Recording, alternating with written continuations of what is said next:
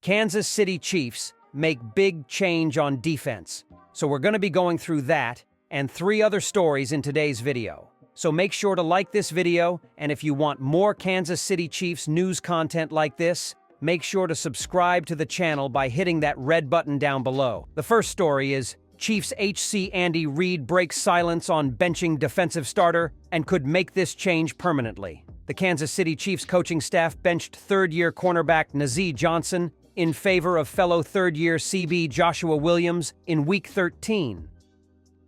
Head coach Andy Reid spoke about the benching for the first time during his press conference on December 2nd. "Listen, I'm glad we have both of them. I think both of them can still work in there and do some things," Reid explained. "We haven't given up on Nazeeh or anything of that sort. I mean, he's coming off of a pretty major knee surgery, and so we've kind of kept an eye on him with that. I think as we go forward, we can use both of them, for sure." Against the Las Vegas Raiders on Black Friday, Johnson, who has been starting in place of injured CB Jalen Watson, gave up just 1 reception, per PFF, but it was a 43-yard gain by Las Vegas wideout Jakobi Meyers on a 3rd and 3 play inside Kansas City's territory. It was the play that seemingly got Johnson benched and Williams thrust into the lineup at the start of the second quarter. Overall, Kansas City's defense allowed 340 passing yards and 2 touchdowns to Raiders quarterback Aiden O'Connell, who started in place of injured QB Gardner Minshew. That was the most passing yards the Chiefs have surrendered through the air this season. Kansas City's defense, which has been the strongest unit on the team this season, are displaying a vulnerability through the passing game. That's a problem that needs to be fixed if the Chiefs want to continue winning close games like they have all season. Otherwise, they could be in for some shootouts in the near future. In the win over the division rival Raiders, Mahomes completed 26 of 46 pass attempts for 306 yards, 1 touchdown, and was sacked 5 times. The Chiefs' leading receiver was DeAndre Hopkins, who had 4 catches on 9 targets for 90 yards. Tight end Travis Kelce had a team-high 7 receptions on 13 targets for 68 yards against the Raiders. Kansas City's leading rusher in Week 13 was running back Isaiah Pacheco, who carried the ball 7 times for 44 yards. Despite giving up only 19 points, the Chiefs' defense struggled to contain Las Vegas's offense in Week 13. The unit gave up a season-high 116 rushing yards and 4.6 yards per carry to the Raiders. On top of that, tight end Brock Bowers caught 10 passes on 14 targets for 140 yards and 1 touchdown. In what was yet another close victory for the Chiefs, it took a fumble by O'Connell that was recovered by the Chiefs on Las Vegas's final offensive drive of the game for the 2-time defending Super Bowl champions to clinch the win. The Chiefs are 2-0 against the Raiders this season and improved to 11-1 on the season with the win on Black Friday. With the win, the Chiefs were the first team in the NFL to clinch a playoff berth. In Week 14, Kansas City has a home game against the Los Angeles Chargers. In Week 15, the Chiefs have an away game against the Cleveland Browns. Week 16 is a home game against the Houston Texans. The Chiefs round out the regular season with a Week 17 away game against the Pittsburgh Steelers, and the regular season finale in Week 18 will be an away game against the Denver Broncos. The second story is huge Kansas City Chiefs news on timeline for Marquise Brown to return this season.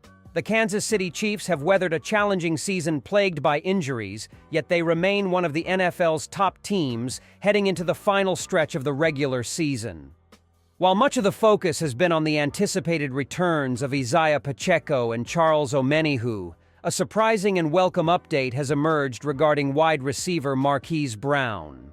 Brown, signed by the Chiefs during the offseason to provide a vertical threat for quarterback Patrick Mahomes, was sidelined with a dislocated collarbone during the team's first preseason game.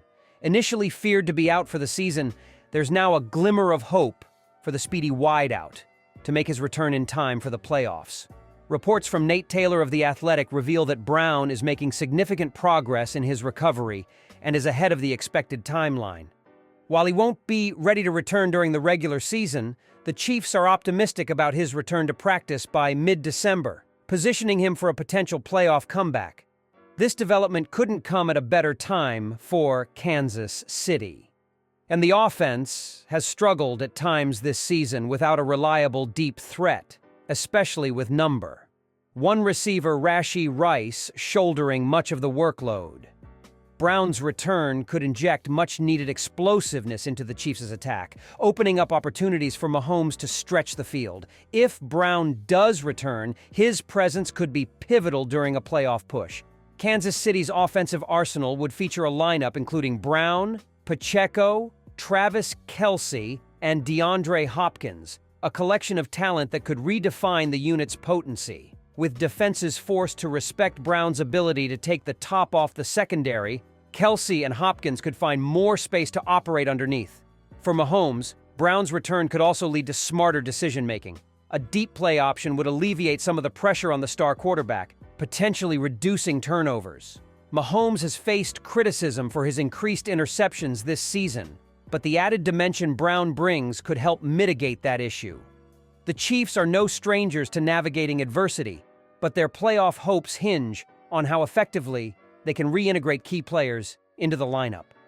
Pacheco and Omenihu are expected to make their returns imminently, and the news of Brown's progress only adds to the team's growing momentum.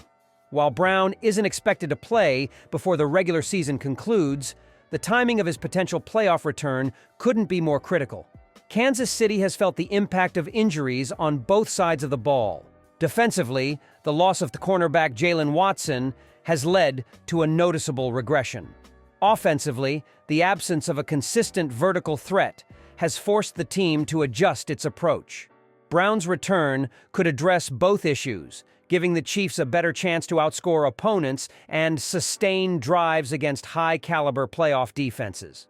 Before his preseason injury, Brown was projected to play a key role in Kansas City's offense. Known for his speed and ability to stretch the field, he would have complemented the Chiefs' already dynamic playmakers. His ability to make big plays downfield would not only enhance Mahomes' passing options, but also create opportunities for other receivers in the running game by keeping defenses honest. In a playoff setting, Brown's skill set could prove invaluable. Whether it's catching a crucial third-down pass or providing a spark for a stagnant offense, his impact could swing games in the Chiefs' favor. The anticipation surrounding his return reflects how much the Chiefs value what he brings to the team.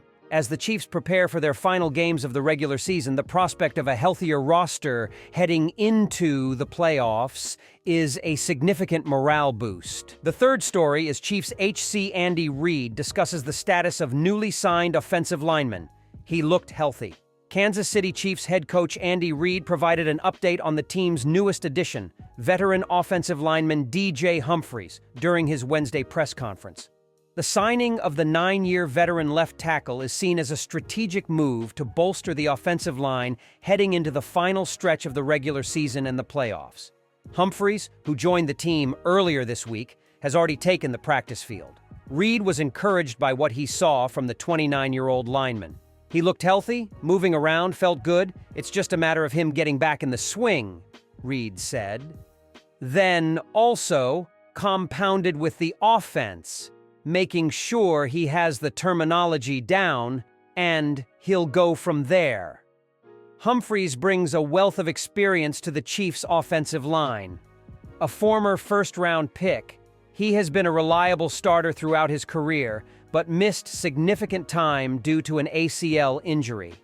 Now fully recovered, Humphries is eager to contribute to Kansas City's postseason ambitions. Reid acknowledged the challenge of integrating a new player mid-season, but expressed confidence in Humphries' ability to adapt. "We'll just play it by ear," Reid explained. "I told him, let's just keep the communication open and we'll figure it out. That's kind of what we've done with the other guys that have come in, and we'll just keep open communication. He seems like a guy that'll shoot you straight, so that's what I expect." This approach has proven effective for the Chiefs in the past, as the team has successfully incorporated new talent mid-season when necessary. The left tackle position has been a source of inconsistency for the Chiefs this season. With rookie Kingsley Suamataia and Wanya Morris rotating at the position, the results have been less than ideal. Both players have shown flashes of potential, but have struggled with consistency, leaving quarterback Patrick Mahomes exposed at times. Humphries' arrival offers the Chiefs a chance to stabilize a critical position as they gear up for a postseason run. His veteran experience and proven ability to protect the quarterback make him a valuable asset for Kansas City's offensive line. The timing of Humphries' signing is crucial. With the playoffs looming, the Chiefs are looking to fortify their offensive line to give Mahomes the best chance to succeed. Humphries' ability to quickly learn the team's offensive system and develop chemistry with his new teammates will determine how soon he can make an impact.